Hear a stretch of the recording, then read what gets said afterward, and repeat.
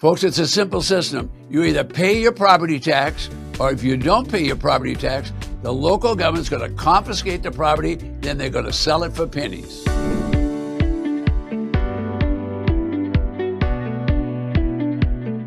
Welcome, everybody, to today's video with Ted Thomas, the Tax Lien Certificate and Tax Deed Authority. And Ted's going to help us understand a little bit more about tax sales and who executes them. Now, Ted, just to set the stage, can you explain what is a tax delinquent sale? Well, it starts out with a property owner that has not paid their property tax. Now, if they don't pay their property tax, the local government needs that money to pay the school teachers, to pay the firefighters, to pay the police force. In other words, take care of the county obligations. So what is the county going to do about that? Well, I can tell you right now, they need to generate this income. So all 50 states have a legislature, and the legislature makes the laws. They call the laws statute. All right, now the laws require that all property owners pay taxes. So once they made the law, the legislature pushes the law down to the county. The supervisors, the county commissioners are going to enforce those laws. Now, the person that enforces it is going to be the tax collector and the treasurer. All right, so the county's going to lien the property, then they're going to levy the property, they're going to send a lot of notices of default, and then they're going to confiscate the property, and they're either going to have a tax lien certificate sale or they're going to have a tax defaulted property. All right, so after levying, they're going to confiscate the property. That means they're going to take it away from the owner and they're going to resell it at a public auction. Now think about that. That's happening in all 3,000 counties across the United States. All right, all 3,000 counties are going to auction tax defaulted properties. What role does the county play when it comes to executing these tax sales, and how does the process typically work, Ted? Well, the process is kind of a step-by-step. It's very rigid. It's not flexible at all. It's all done under due process of law, where they'll notice the property owner. Next thing they'll do is they'll place a lien on the property. Then they'll tell them they're going to levy. Anytime you hear that word levy in business, that means the government's going to take your property. Levy is a serious thing. Then they'll go ahead and take the property. So step-by-step process, and that was all dictated by the legislature. All right, now the legislature is the powerful body that runs the state government, but they push it down, and they have the supervisors, and the supervisors have the treasurer and the tax collector do all that work. Now, this is not a flexible thing. All right, you want to stop a tax auction, all you have to do is pay the taxes, but it's not going to stop. Nothing stops it. Well, who typically organizes and conducts the tax delinquent auctions? Well, the tax delinquent auction started way up there at the legislature and ends up in the local office of the treasurer and the tax collector. All right, they're going to make sure all of this takes place, and they're going to make sure they're very, very efficient at doing it. They're going to sell those properties for pennies at a tax defaulted public auction. Are there specific rules or regulations or procedures that all the counties follow, and how does that work? Well, there's definitely rules and procedures. That's really a good question. Okay, now, most people aren't concerned about all that because they just want to go and get a property and buy it for 10 or 20 cents on the dollar.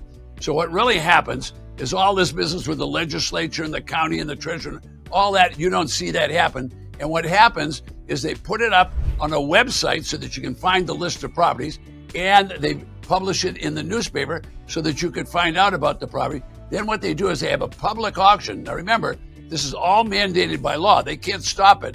It's going to happen. And when the auction takes place, the auction starting bid are going to be 10 or 20 cents on the dollar so they can encourage bidders to get in there. Now the county does not want these properties. The county might auction hundreds. In a small county, there'll be dozens, maybe hundreds.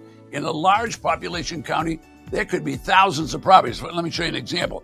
Here's a list, for example, from Los Angeles County. Look at this, thousands of properties on that list that they're going to auction, and it's going to start at pennies on the dollar. So recently, they've changed the rules because now sometimes the treasurer can't sell the property. They lower the price sometime to $100. Wouldn't you like to get in on that deal? Well, what happens to properties that aren't sold at the auction, Ted? I mean, what does the county do about those then? Well, if there's no bidders, then the county has a real problem. So what they're going to do is they're going to try and resell it.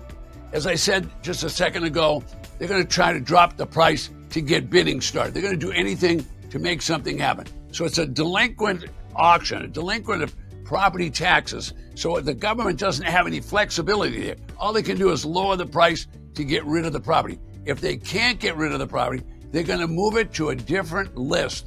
Now, the lists are always at the public records. Now, the list could be called surplus land in some states, could be called a scavenger list in another state, could be forfeited lands in another state, could be a strike-off list in another state. All right, they're all similar names, but they're basically properties that did not sell at the public auction. So savvy investors, they learn about these lists, and when the property is transferred, they go there and see if they can buy it off that list.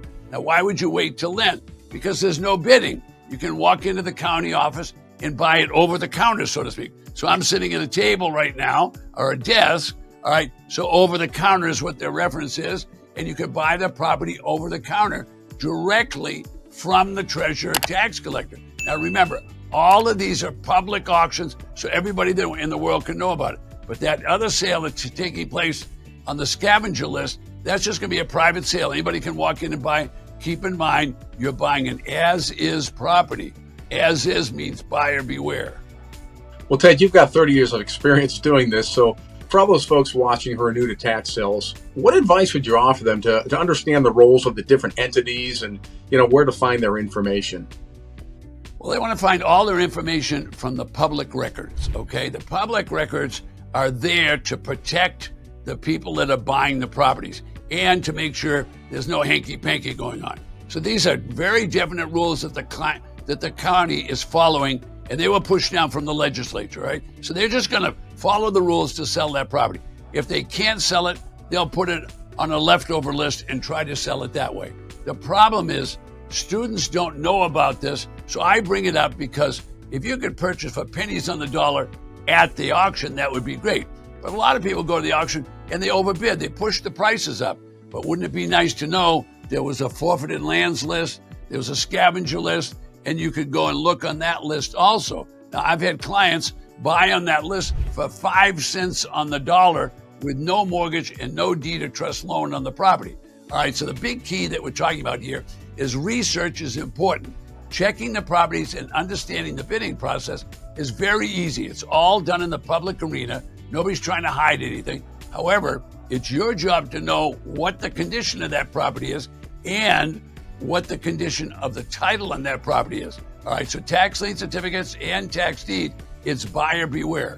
What you're learning on this video is not theory, it's not forecasting, it's a process. So as he asked the questions, I hope you understood it's a process. Now, right now, this process is one that you want to learn because it'll attract high income so you can make the high income you deserve. Listen, if you're watching this video and you have a question for Ted, just leave it in the comments below. His research team is always keeping their eye on that, and you will get an answer. And if you like this video, please give it a thumbs up and consider subscribing to Ted's channel.